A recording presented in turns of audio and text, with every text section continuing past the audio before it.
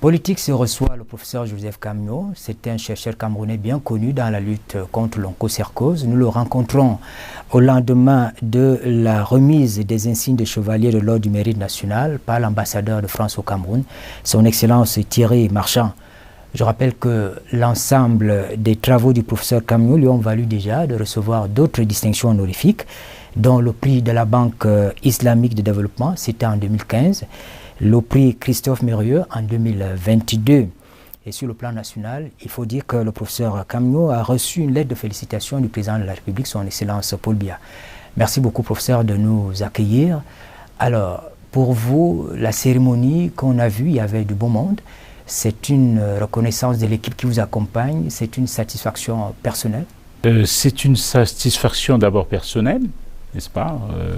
Après un si long parcours, bientôt 30 ans, j'ai été très heureux d'avoir ce beau monde m'accompagner lors de la remise de cette médaille.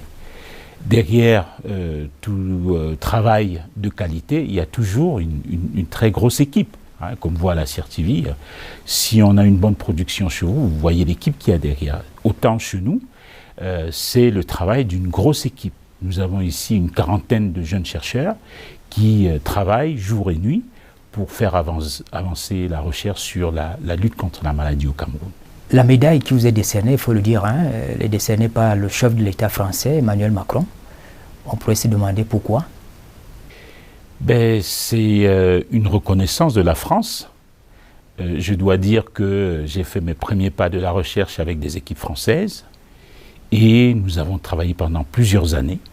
Nous avons eu énormément de bons résultats et ces résultats ont permis le rayonnement de la science du Cameroun, de la science de la France. Et nous avons fait le tour du monde pour présenter ces résultats. Et derrière ces résultats, il y a des efforts de mon équipe au Cameroun. Il y a également l'accompagnement de mes collègues français.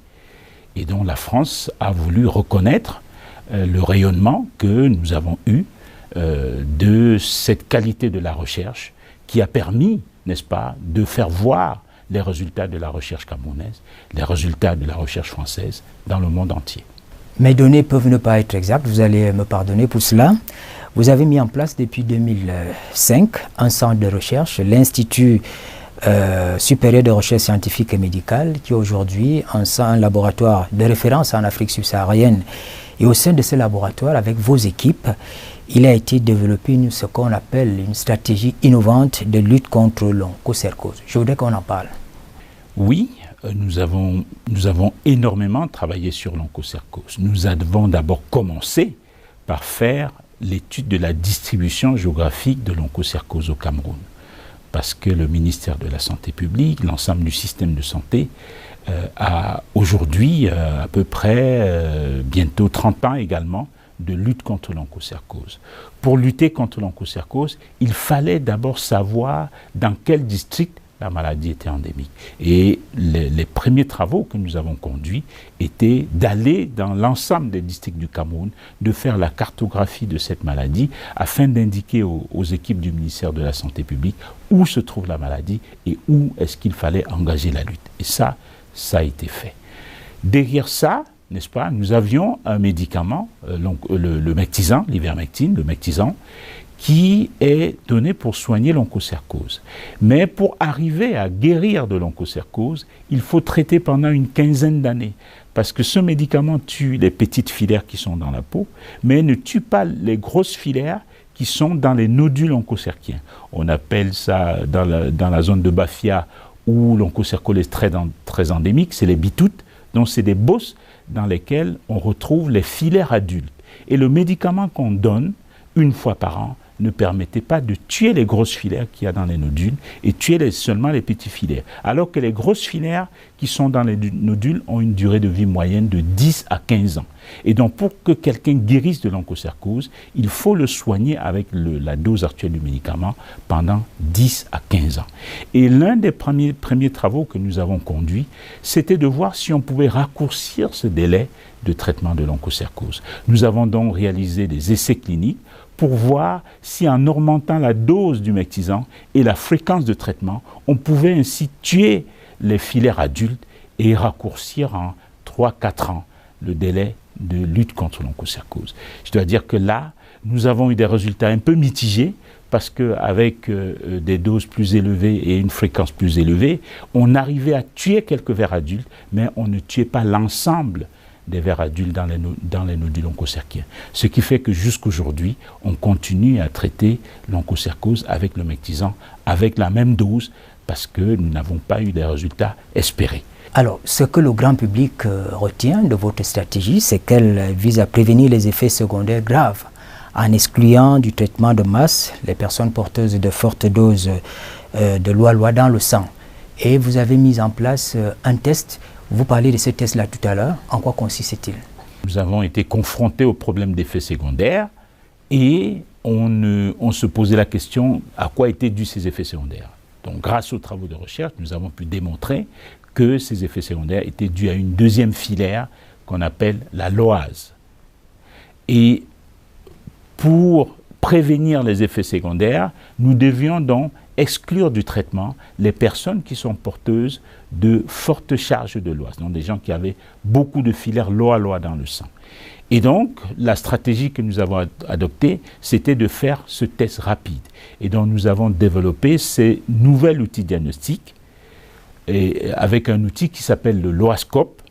Et avec ce LOAScope, on pique au bout du doigt, on prend quelques gouttes de sang dans un capillaire, on introduit ce capillaire dans le LOAScope et au bout de 3 minutes, on a le résultat, le nombre de filaires dans le sang, ce qui permet de savoir si on a moins de 8000, si on a moins de 20 000 microfilaires par millilitre, et ainsi nous pouvons exclure du traitement ceux qui ont plus de 20 000 microfilaires par millilitre, et ce sont les gens qui sont à risque d'effets indésirables graves. Donc c'est une stratégie que nous avons utilisée pour traiter dans les districts de santé d'Okola, dans le district de santé de Soa, et nous avons traité plus de 100 000 personnes sans effets secondaires. Et cette stratégie va être exportée dans les autres régions d'Afrique centrale. On sait qu'au Cameroun, la recherche, c'est une activité difficile. Il faut beaucoup de moyens, il faut beaucoup de ressources humaines, financières. Oui, la recherche est difficile, mais je dois dire que ma passion pour la recherche m'a aidé. N'est-ce pas? L'engagement à outrance derrière les résultats m'ont aidé à avoir des résultats. C'est mon travail de tous les jours et aussi grâce à cette dynamique équipe de l'Institut supérieur de recherche scientifique et médicale. J'ai ici une équipe de jeunes thésards qui pour la plupart ont fait leur thèse ici au laboratoire, et j'ai également des jeunes qui sont en thèse. Et cette jeune équipe se donne tous les jours pour faire avancer la science dans notre pays. Et je dois leur tirer véritablement un coup de chapeau parce que c'est grâce à leur travail, c'est grâce au travail de cette équipe qu'aujourd'hui nous pouvons engranger des résultats. Vous bénéficiez de l'appui des partenaires au développement, appelons-le comme ça. Vous bénéficiez de l'appui de l'État, de l'accompagnement de l'État? Alors, le travail de recherche que nous faisons, les financements que nous obtenons de temps en temps, c'est les appels à projets compétitifs qui se font dans le monde de façon générale. Et vous pouvez imaginer quand on lance un projet, par exemple à la Fondation Gates, et que toutes les équipes du monde doivent compétir, pour y arriver, il faut se lever tôt. L'Union européenne, nous travaillons également avec l'Union européenne, et c'est toujours des appels compétitifs, et on réussit 1 fois sur 10. Et donc ce n'est pas du tout évident de travailler dans un contexte où on a peu de moyens comme nous pouvons l'avoir. Donc ce que nous sollicitons de l'État du Cameroun, c'est un accompagnement. Parce que nous travaillons sur le circuit de la recherche avec d'autres équipes dans d'autres pays. Et lorsqu'ils ont, par exemple, des projets même qui sont financés, ils ont un accompagnement de l'État pour davantage, n'est-ce pas, explorer les hypothèses, explorer les pistes de recherche pour avoir davantage des résultats. Donc, le fait de travailler seulement avec la coopération, avec ces appels à projets internationaux qui sont extrêmement difficiles, parfois on peut faire 6 mois sans avoir de financement, vous imaginez, il faut avoir l'équipe, il faut faire tourner l'équipe, et donc c'est extrêmement difficile.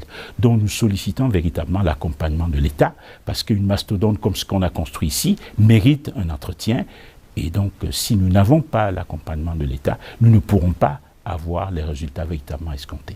En août 2022, vous avez été reçu dans les services du Premier ministre. On aurait pensé que cette audience-là vous aurait permis d'avancer. Vous attendez toujours? Nous avons été reçus par le Premier ministre, chef du gouvernement, et je dois remercier le gouvernement parce que à ce niveau-là, c'était véritablement une reconnaissance des efforts que nous avons fournis jusque-là. Et au décours de cette réception au Premier ministère, nous avons eu la promesse. Mais je dois dire que nous attendons toujours, nous essayons de suivre, mais jusqu'à présent, nous n'avons pas encore obtenu véritablement le soutien de l'État, comme l'ensemble de l'équipe ici souhaiterait. Le traitement de l'onchocercose est long. Vous avez parlé d'une dizaine d'années, 15 ans. Il faut prendre le Mectizan, c'est ça. En même temps, il faut de l'argent aussi pour cela, pour l'État, pour les personnes qui sont malades. Est-ce qu'un jour, on peut espérer venir à bout de cette maladie dans notre pays?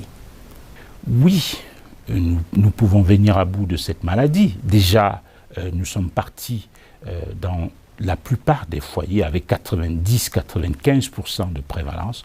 Aujourd'hui, on est dans les districts les plus sévères autour de 40%. Ça veut dire qu'il y a un très gros progrès dans la lutte contre l'onchocercose grâce au ministère de la Santé publique et aux équipes des différents districts de santé.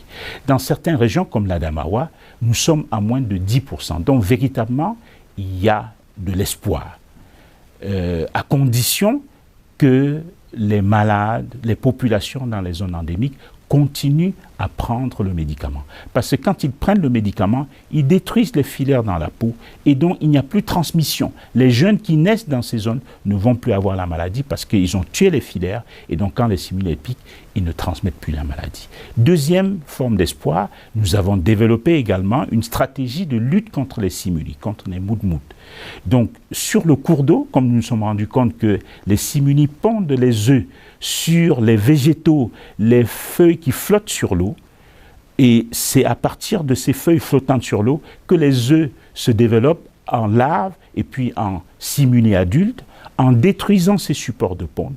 Par exemple, dans le foyer de Bafia et dans le foyer de la Kélé, dans l'Union Ekélé, nous avons pu observer une diminution très importante de la densité de simili dans ces régions. Donc c'est une autre piste que nous sommes en train de développer et en utilisant en même temps le traitement à l'ivermectine et cette forme de lutte antivectorielle, nous pensons que d'ici quelques années, nous allons pouvoir bouter hors de notre pays l'onchocercose.